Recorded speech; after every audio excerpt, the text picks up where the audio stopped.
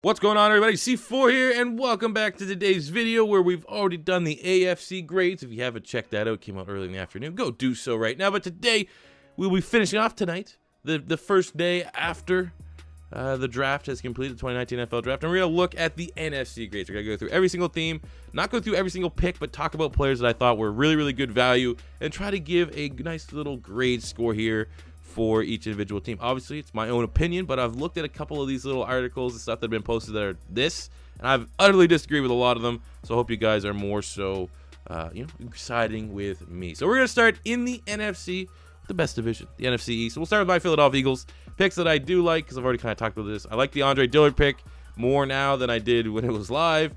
Miles Sanders and JJ Arcega-Whiteside ultimately were nice skill position picks.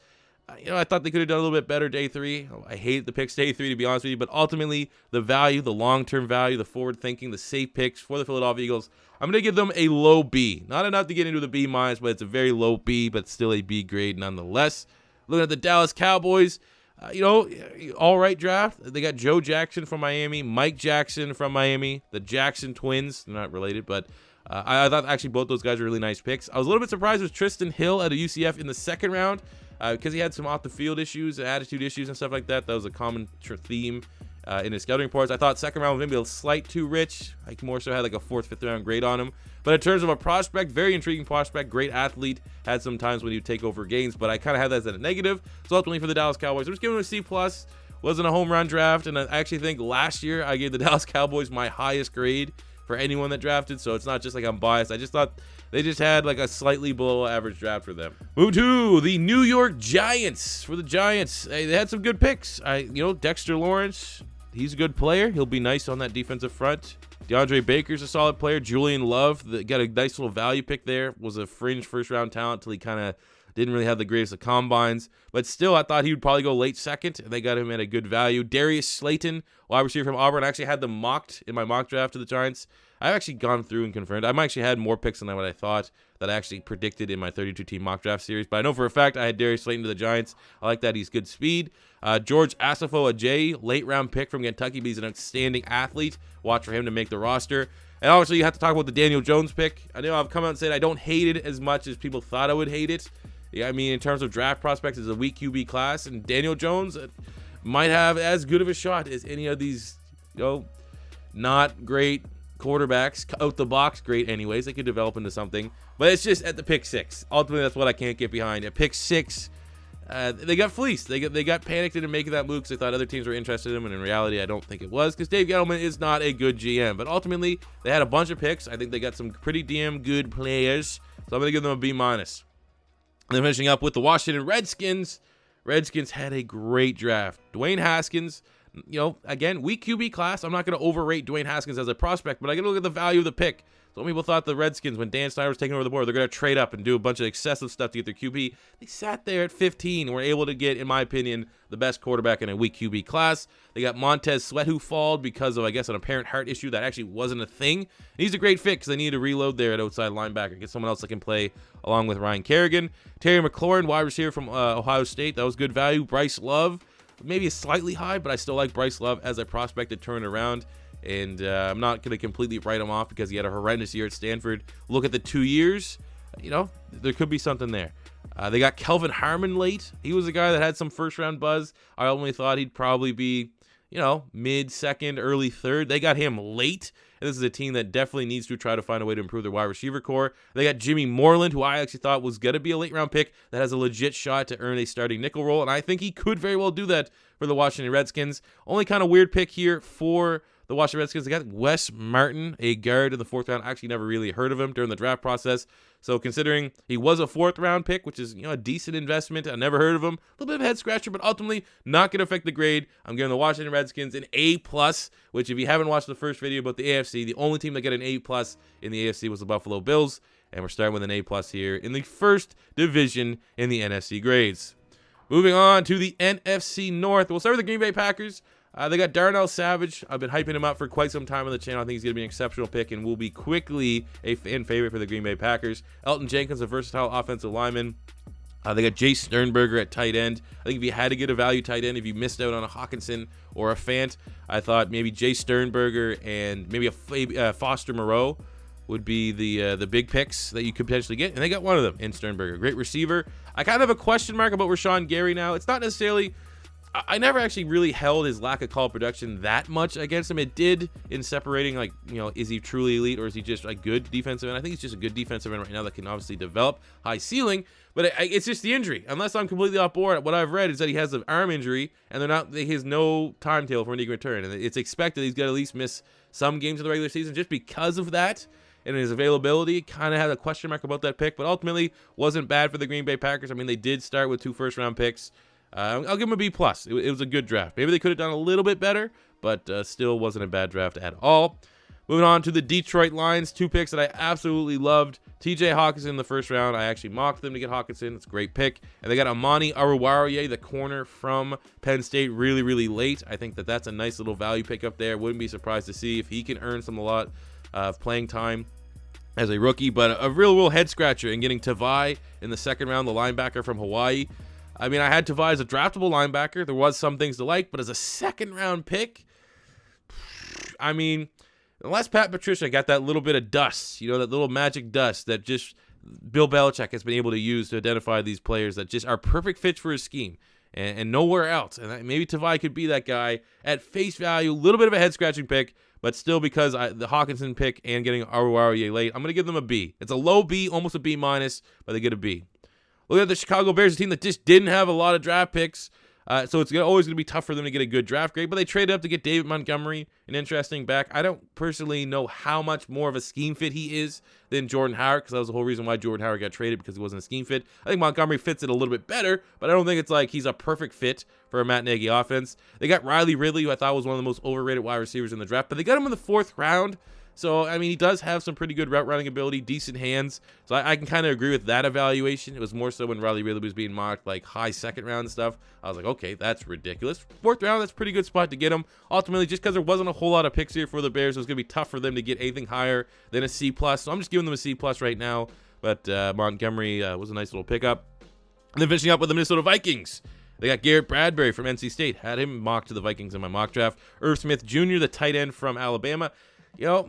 Good player, interesting player, should be versatile on that team. It's just, was a tight end this necessary at this point for the Minnesota Vikings? But this is kind of where, when I'm doing these grades, I kind of got to find the balance between, is the pick a good pick or is the player a good player? Let's find something in between, and ultimately I got to give it a positive because Irv Smith is really, really versatile. They got Drew Samia, the guard from Oklahoma, Cam Smith, the linebacker from USC. They got some players that I like. Vikings, for whatever reason, usually draft, outside of their just obsession with cornerbacks over the last couple of years, they usually draft a lot of players like day 3 that I do like, and they did it again this year. So I'm going to give the Minnesota Vikings a B+. Moving into the NFC South, we'll start with the Tampa Bay Buccaneers, who they got Devin White in the 1st round. I mean, home run, perfect fit. He's an unreal player. They got Anthony Nelson a little bit later from Iowa. I think that's a great fit for their new 3-4 scheme because they're still going to be rebuilding that defense. Only question I have is them getting Sean Bunting in the 2nd round. I mean, Bunting did have some hype around the draft community as a potential 2nd-round pick, but I just don't necessarily agree with it. Why are you going secondary again? You went heavy in the draft last year in the secondary, and those guys still have some promise to them. You got the corner from Auburn last year. You got MJ Stewart. You picked up the 5th-year option on Vernon Hargreaves, yet you get Bunting and Jamal Dean, 2 corners, 2nd and 3rd round. I just thought it was kind of weird, but because of the Devin White pick and I like Nelson, I'm going to give the Bucs a C+. It's a low C+, almost a C.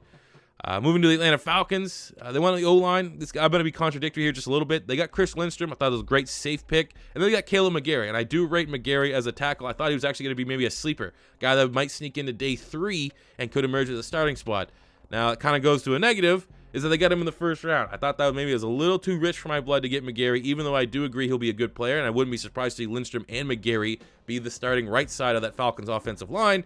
I just can't really agree with the value, so it's kind of a win and an L on Caleb McGarry. Ultimately, I'll give the Falcons a C+. It was just a nice, safe draft for them, nothing crazy. Looking at the New Orleans Saints, they had very limited picks, so you kind of got to compare them here to the Bears, but I think they did a little bit better job. They got Eric McCoy, who I think is a starting center day 1, and they absolutely needed a starting center after the surprise retirement of Max Unger. And then they got Chauncey Gardner-Johnson, who I had as my number 1 safety, who was just kept slipping and slipping. And I'm still to this day going to be upset that the Philadelphia Eagles didn't trade up to get him. But their loss is the Saints gain. I'm giving the Saints a B+. Those are two very, very good picks alone. If they only had 2 picks in the draft, they would still get a B+. And then finishing up in the division with the Carolina Panthers, they had a really, really nice draft. They got Brian Burns, who slipped. They absolutely needed an edge rusher. I thought he was a top 10 talent. They got him, 16? They got Greg Little, who they did a lot of work on scouting and all that stuff in the offseason. Good offensive tackle there. There's some more stability. They got Will Grier. That's an interesting backup QB, and maybe if things hit the fan with the recovery and timetable for Cam Newton return, I like that. They got Christian Miller, another guy, an edge rusher from Alabama. Jordan Scarlett, running back from Gators. They got Daly, the tackle from South Carolina. Like, they got some good value. So throughout the draft, I'm giving them an A. One of the best drafts, without a doubt, top 5 draft in this year's draft. And then finishing up in the NFC with the NFC West, we will start with the Seattle Seahawks. Kind of a weird draft. They had a lot of picks that I liked and a couple high picks I didn't like, so it was kind of like taking the law of averages here. I love DK Metcalf late in the second. He was my number 1 wide receiver. I understand why he slipped, though, because I'm gambling the fact that he goes to a team that can develop him, because from an athletic standpoint, if he gets the right coaching, he's going to be unstoppable. They got Amadi, the defensive back from Oregon. They got Travis Homer, the running back from Miami. I thought those were nice picks. But I couldn't agree with the LJ Collier pick in the first round. I thought Collier, at best for me, was a late second-round pick, maybe starting to go into the third round. First round, absolutely not. It's like, Rashad Penny all over again. And they got Marquise Blair in the second round, the corner from, or the safety from Utah. Just look at the safeties that were still on the board. He was, I think he made my top 10. I think he's my 8th safety in the draft, so I thought that also was a little bit of a reach. But, it was a yin and a yang draft for the Seattle Seahawks. Ultimately, I'm going to give them a B-. Moving to the San Francisco 49ers. Again, top-heavy draft for them, a yin and a yang. Obviously, with Nick Bosa, who's maybe the best player in the draft. I think it's Ed Oliver. They're sitting there, too. I mean, you can't do that one wrong. He's going to be a big-time impact. I like the Deebo Samuel pickup in the second round. If Deebo can stay healthy, which he kind of struggled to do at South Carolina. But if he can stay healthy, that is a very intriguing weapon for the 49ers going forward. But then, doubling up on wide receiver in the third round, getting Jalen Hurd. I mean, Hurd's kind of a weapon. Is he a running back? Is he a tight end? Is he a wide receiver? We're going to assume he's a wide receiver. I just don't agree with the Niners doubling up back-to-back on wide receivers and back-to-back picks, especially a guy that, what is he going to play? You have the optimism that Shanahan can develop a player like this, which is a positive. But I just think for draft pick allocation, a little bit weird. And then they got the best punter in the draft, okay? But they got him in the 4th round. A little bit of an overpay. Anytime you get a wide receiver before early day 3, start guys, kind of scratch my head a little bit. So I'm going to give the Niners, like the Seahawks, a B-. Looking at the Rams here, Rams had a bunch of later round picks, not a lot of high round picks. They got Taylor Rapp, they had Darrell Henderson, David Long, the corner from Michigan, Bobby Evans, David Edwards, Dakota Allen in the 7th round. Lots of value throughout, lots of guys that, this is going to be the strategy for the Rams. They're going to pay all their money, their big name free agents and stuff like that. They're going to have drafts like this where they just get lots of really good talent in the later rounds. So they're going to be on those rookie deals. I think they did a really good job of this. I'm going to give the Rams an A-. And then finishing up in the NFC West with the Arizona Cardinals.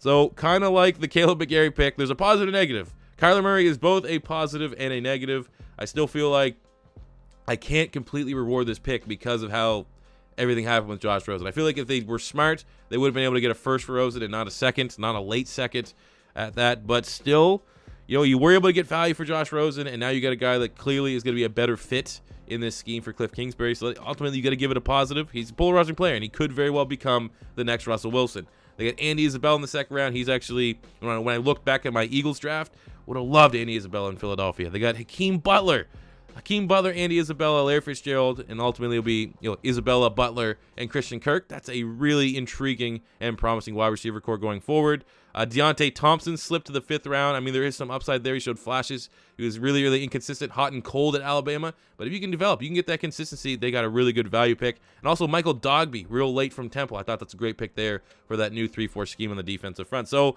because of the yin and yang for how I kind of view the Kyler Murray pick, I'm going to the Cardinals an A-. I think they did ultimately a pretty good job. And I was still surprised they got that value for Josh Rosen. Still a 2nd round pick. I feel like they put themselves purposely self-inflicted in a terrible spot and maybe got a little bit of a bailout there for the Miami Dolphins. So there you go, guys. Those are the NFC grades. As always, if you agree or disagree with these grades, let me know in the comment section below. Draft content, post-draft content, like follow content, will continue for the next couple days as I am also in the process of finishing a move into a new house. So bear with me. These videos are incredibly difficult to find free time to do at this time, but I'm able to get them out when I can. So as always, guys, if you're your first time stopping by, don't be afraid to hit that subscribe button, smash the like button if you enjoyed. And until next time, it's C4 saying peace out.